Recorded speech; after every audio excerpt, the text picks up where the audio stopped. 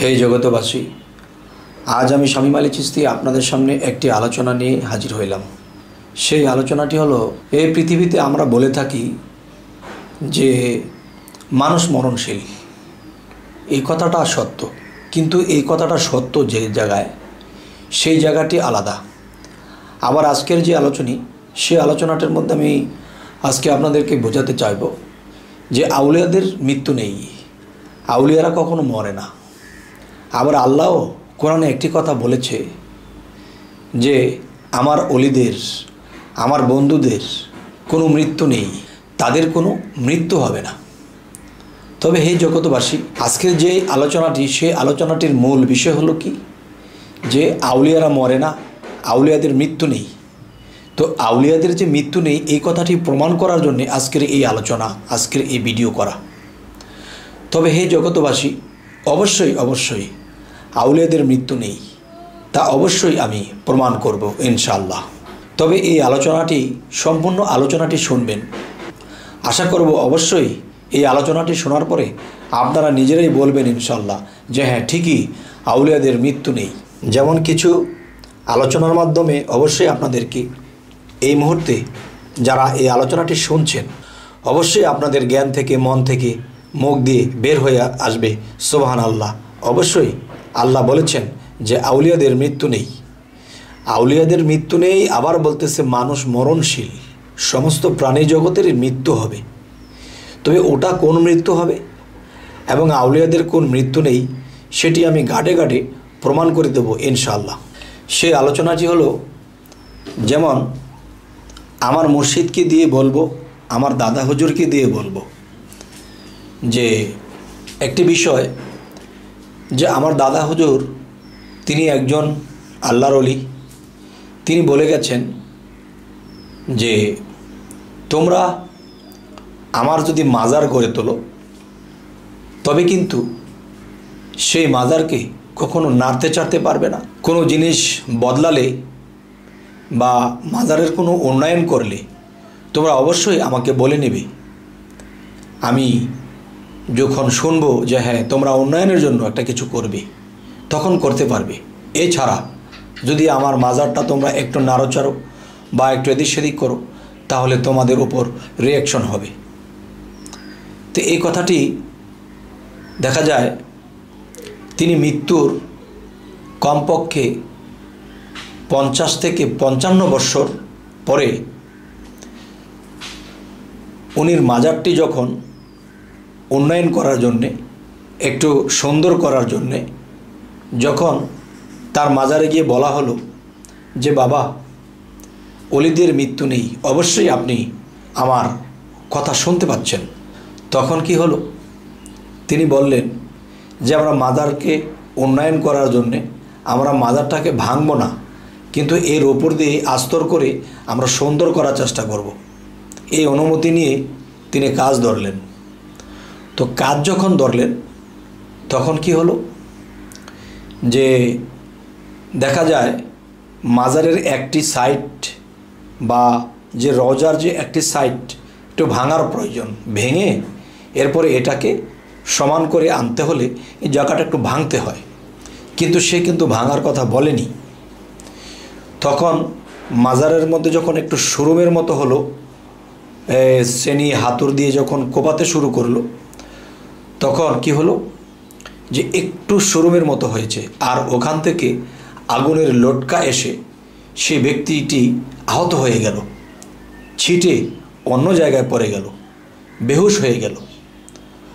তখন তাকে যখন জাগ্রত করা হলো, তখন সে বলতেছে আমি যখন বেহুশ হয়ে পড়েছি, তখন তো এই আউলিয়া আমার সামনে দাঁড়িয়ে বলছে, এই তুই তো বলেছিস যে শুধু আস্তর করবি, এটাকে তুই ফটো বানাইলি কেন? তাই তোর আজ এই সাজা হলো। তবে হে জগতবাসী, এ হলো একটি প্রমাণ।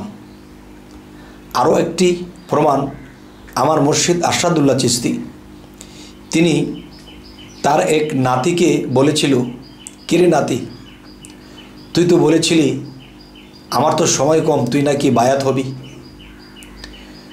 তখন তো বলল, দাদা যে কি বলেন, এত তাড়াতাড়ি কি আপনার যাওয়ার সময় হলো?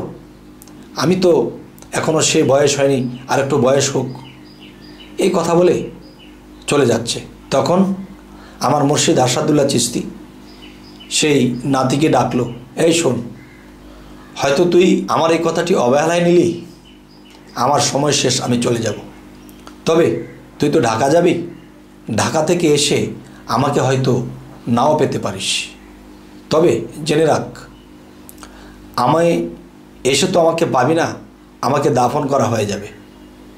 তখন তোর যদি বিশ্বাস ভক্তি ঠিক থাকে, তাহলে সন্ধ্যার সময় তুই আমাকে সেই মাজারের উপরে বসা অবস্থায় পাবি, তবে কাউকে বলবি না। তখন নাতি সেই কথাটি অবহেলার সাথে নিয়েছে, যে এটা কি হয়, দাদা নাতি যেরকম। নাতি ঢাকা চলে গেল। এর বেশ কিছুদিন পরে শুনে যে তার দাদা ইন্তেকাল করেছে, 15 দিন হয়ে গেছে, তার দাফন কাফন হয়ে গেছে এবং তার মাজার হয়ে গেছে। তখন সে বলল, আরে দাদা না আমাকে বলেছিল আমি মৃত্যুর পরে আমাকে সেখানে দেখতে পাবি, তবে আবার কাউকে বলতেও নিষেধ করেছে। তখন সে কি করলো, সেই মাজারের কাছে গেল।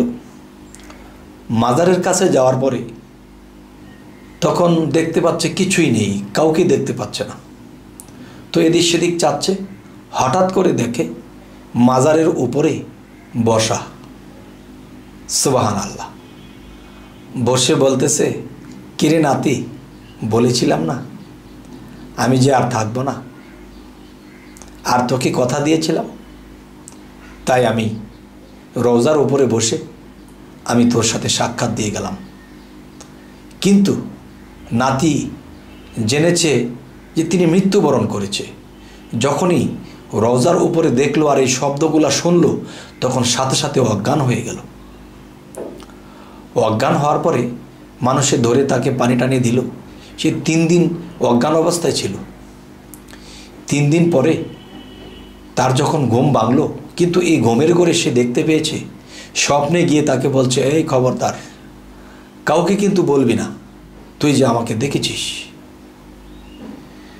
তখন দেখা যায় সে যতক্ষণ পর্যন্ত না বলতেছে এই কথাটা, ততক্ষণ পর্যন্ত তার চোখের পানি, তার অশান্তি, তার কোনো কিছুই, খাওয়া দাওয়া কোনো কিছুই ঠিক হচ্ছে না।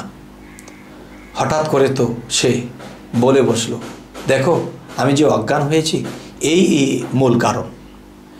তবে হে জগতবাসী, আজকের যে আলোচনাটি, এগুলা কিন্তু শোনা কথা নয়, কোনো বানোয়াট গল্প নয়, এগুলো বাস্তব ঘটনা।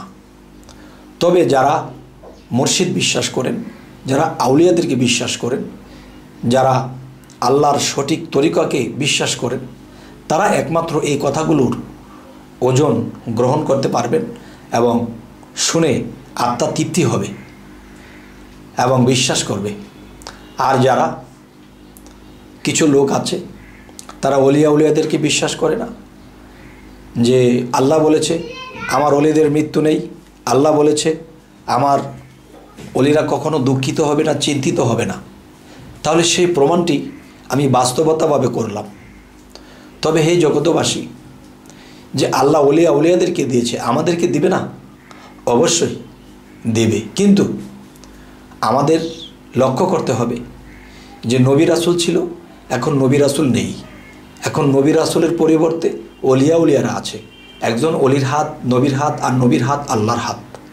তাহলে সেই হাতে যেদিন হব আমরা বায়াত এবং স্পষ্ট বুঝতে পারবো কোরআনের সেই আয়াত, তবে কি আল্লাহ দয়া করে আমাদের বাড়িয়ে দেবে হায়াত, যেন আল্লাহর ইবাদত করে আমরা একদিন বিদায় হতে পারি, আল্লাহর বন্ধুত্ব অর্জন করে। তবে হে জগতবাসী, আমাদের এই আলোচনা আপনাদের কেমন লাগলো অবশ্যই জানাবেন, এবং আমাদের এই আলোচনা যেন আরও ভালো ভালো আলোচনা যেন আপনাদের কাছে পৌঁছে দিতে পারি, তাই আমাদের চ্যানেলটিকে সাবস্ক্রাইব করে রাখুন, পরবর্তীতে যেন আপনাদের কাছে এই ধরনের আলোচনা পৌঁছে দিতে পারি। তো আজ এ বলেই রাখবো, সকলে ভালো থাকবেন। আল্লাহ হাফিজ।